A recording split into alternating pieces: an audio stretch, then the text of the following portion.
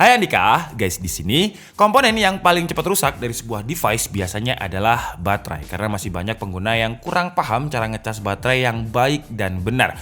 Apalagi di flagship 2021 ini banyak banget smartphone yang tidak menyertakan adapter. Kalau misalkan kita mau beli yang original, harganya mahal. Mau beli yang KW, takut baterainya rusak. Third party pun juga takut baterainya rusak, karena banyak banget pilihannya. Nah, di video kali ini kita akan membahas bagaimana sih cara kerjanya baterai dan cara untuk isi baterai yang baik dan benar featuring dengan RevPower. Sebelum kita bahas bagaimana sistem pengisian baterai yang baik dan benar, kita harus tahu dulu satuannya. Jadi, kalian pasti udah sering denger lah, ada watt, ada ampere, ada volt. Volt itu adalah tekanan listrik, ampere itu adalah arus listrik, dan watt itu adalah jumlah perkalian dari keduanya. Kalau kita analogikan sederhananya seperti ini. Jadi, ibaratnya itu kayak keran air.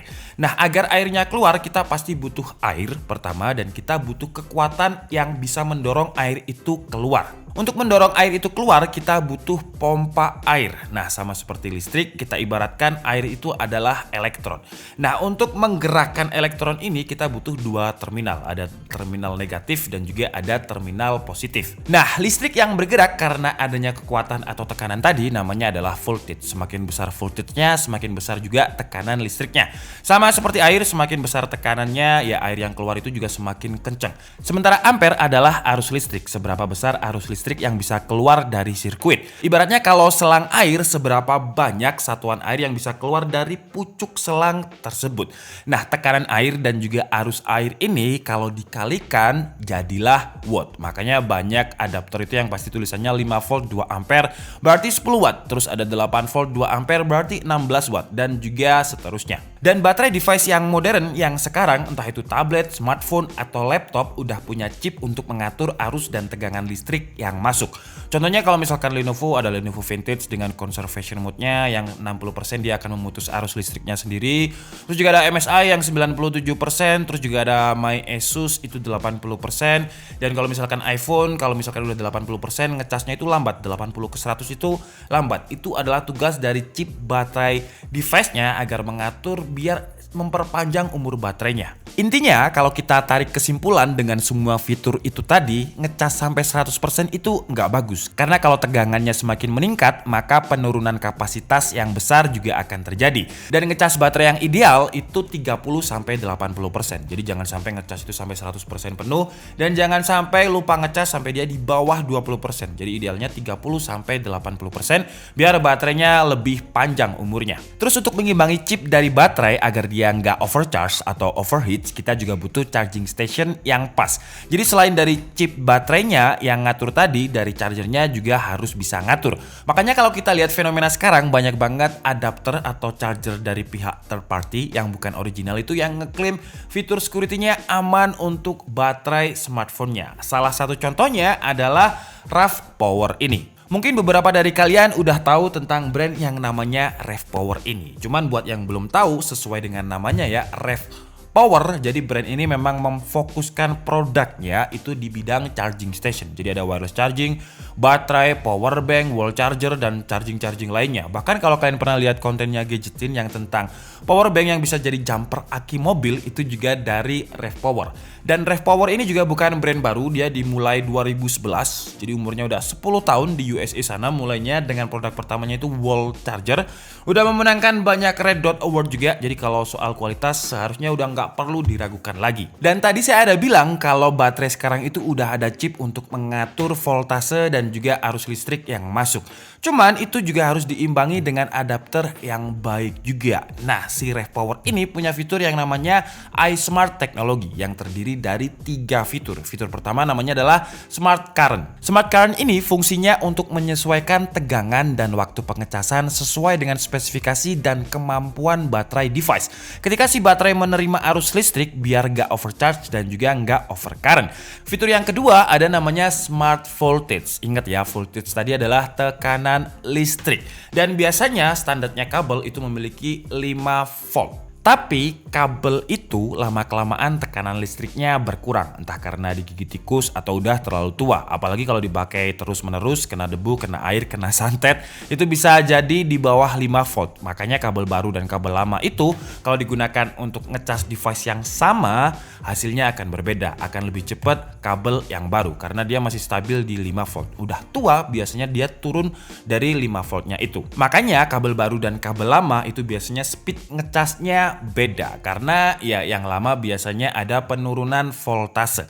Nah, dengan smart voltage ini RevPower mengklaim mampu mengkoreksi hal tersebut. Jadi kabel yang lama itu bisa dikoreksi sama dia agar bisa tetap menghantarkan 5 volt. Bahkan kalau saya lihat di websitenya, klaimnya ini pede banget. Jadi throw away all other charger, we've got your back. Jadi buang semua chargermu dan pakai charger dari RevPower aja. Gila ya. Pede banget. Dan yang ketiga ada Smart Protection. Smart Protection ini lengkap banget sih ya. Jadi dia ada 10 comprehensive fitur yang bisa kalian baca di sini. Cuman menurut saya yang paling penting adalah temperatur. Karena musuh utama dari baterai itu adalah panas yang berlebih. Dan dengan 10 Smart Protection ini baterainya nggak akan cepat panas, jadi bisa lebih panjang umur baterainya. Selain iSmart Technology, di setiap produknya ini juga punya fitur uniknya masing-masing. Yang paling saya suka dari ketiganya ini adalah desktop charger 40 watt. Karena dia memiliki multi port, masing-masing portnya memiliki arus 2,4 ampere dan total dayanya 40 watt. Jadi kalau saya gunakan hanya satu port, dia bisa ngecas 5 volt 8 ampere total 40 watt. Kalau saya pakai semua portnya, dia bisa ngecas masing-masing 10 watt dengan 2,4 ampere. Makanya tadi saya jelaskan antara ampere, volt dan juga watt karena semuanya ini nanti bakalan ngomongin tentang ketiga tersebut. Terus fitur yang paling saya suka dari charging station ini, dia bisa menyesuaikan colokan. Kita bisa pakai colokan EU yang biasanya dipakai di Indonesia, jadi kakinya 2, ada UK yang biasanya digunakan di luar negeri, jadi kakinya 3, dan kalau udah COVID ini selesai, saya udah berangan-angan pengen jalan-jalan kemana gitu ya. Jadi saya nggak perlu bawa travel charger lagi, tinggal bawa RevPower yang ini tinggal colok-colok aja gitu nanti. Terus dia juga ada kabel panjangnya. Misalkan saya mau tidur, ternyata colokannya terlalu jauh dengan posisi saya tidur, bisa saya extend dengan kabel panjangnya ini. Jadi benar-benar fleksibel banget. Dan untuk harganya, untuk yang seri PC023 dengan 4 portnya ini 199.000. Terus produk yang kedua adalah kabel. Mungkin beberapa orang akan skeptis atau ya namanya kabel ya gitu-gitu aja. Padahal enggak, kabel itu juga menjadi peranan penting untuk menghemat atau merawat umur baterai biar bisa lebih awet. Untuk yang ada di saya ini, nama serinya adalah CB1004 dengan modelnya itu Type-C to Lightning yang sudah MFI. Apa itu MFI? Sebenarnya udah pernah saya bahas. MFI itu kepanjangannya adalah Made for iPhone. Jadi ini kayak semacam sertifikasi yang memang dibuat oleh iPhone biar third party itu aksesorisnya aman untuk iPhone. Dan tesnya ini ketat banget MFI ini. Terus di semua kabel itu pasti ada spesifikasi volt dan ampernya. Nah, yang kita bahas ini maksimumnya itu 2,4 ampere 12 volt. Jadi dia bisa menghantarkan total 28,2 watt. Untuk mendapatkan fast charging yang benar-benar fast, sebenarnya nggak sesimpel nyolok udah selesai gitu, nggak. Jadi ketiganya antara adapter, kabel, dan juga smartphone-nya itu harus support. Contohnya kalau ada HP yang support 30 watt, adapternya itu juga harus support 30 watt. Kabelnya pun juga harus support 30 watt. Jadi ketiganya ini saling berkesinambungan. Makanya ada beberapa HP seperti OnePlus 9 Pro yang biasanya saya pakai, kabelnya beda aja, ngecasnya itu nggak secepat warp charging bawaan kabelnya. Jadi jangan anggap remeh sebuah kabel. Terus produk yang ketiga ini namanya adalah PC144. Dia memiliki dua output, jadi ada Type-C dan juga Type-A. Type-C-nya itu support power delivery 20 watt dan Type-A-nya 10 watt. Dan dia juga sudah memiliki sertifikasi MFI atau Made for iPhone juga. Dan saya lihat di e-commerce resminya RevPower itu klaimnya must have for Samsung seri Note 20 dan S20 karena dia support di the best outputnya untuk Samsung seri ini. Harganya sama dengan yang charger 4 station tadi, 199.000. Tapi feel-nya lebih kerasa solid yang wall charger 2 output ini. Kayak barang mahal itu kalau misalkan dipegang itu langsung kerasa solidnya, mahalnya itu beda. Kalau yang ini tadi masih lumayan tipis feel-nya, kalau ini udah solid banget. Oke guys, jadi mungkin cukup segitu aja video tips mudah untuk merawat baterai biar baterainya bisa lebih awet featuring dengan Rev Power. Memang untuk perkara baterai ini kadang dianggap remeh ya, apalagi kalau misalkan udah punya device-nya itu lama. Kalau masih baru-baru biasanya masih disiplin, tapi kalau udah lama ya udah ya, pokoknya ngecas lah. Kalau misalkan habis cas 100% cabut. Gitu biasanya kalau udah device-nya lama. Terus kalau misalkan baterainya rusak, baterai health iPhone-nya turun, yang disalahkan itu biasanya, wah ini iPhone busuk nih baterainya nih, yang disalahkan brandnya.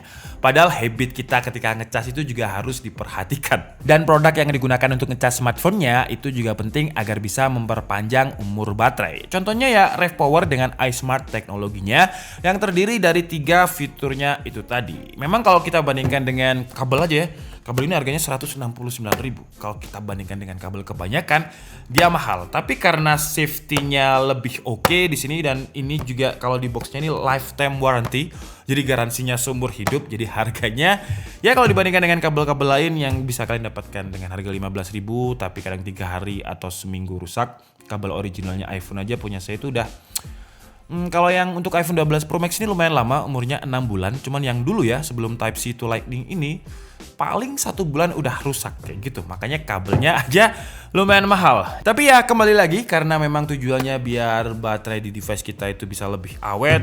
Kalau saya pribadi, mahal pun nggak masalah, karena HP saya lebih mahal daripada kabelnya. Oke, jadi mungkin cukup segitu aja video kita kali ini. Saya minta maaf kalau ada kesalahan dalam penyampaian informasi. Seperti biasa, kalian bisa mengkoreksinya di kolom komentar. Saya Dika Budi and see you on the next video. Bye-bye.